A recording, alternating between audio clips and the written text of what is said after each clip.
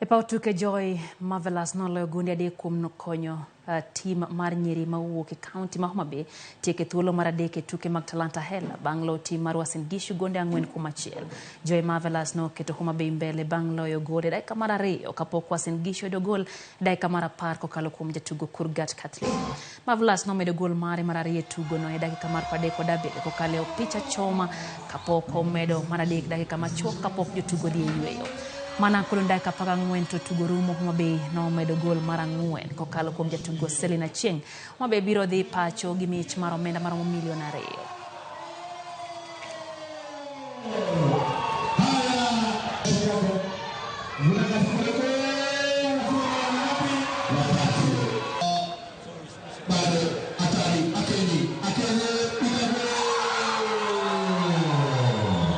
Nitiere gik mang'eny biro tuge Nyayo, bede benches machalo kamagi, reporting, bede news, nyaka wang'i gi gik machalo kamagi mane pok wang'iyogo. Nyiri kumagi ninde Lavington kuchocho, kuonde machalo kamago biro ka omiyowa wabedo exposed to gi talent.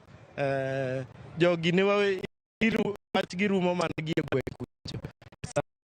Biro gichopo Nairobi ji nenogi.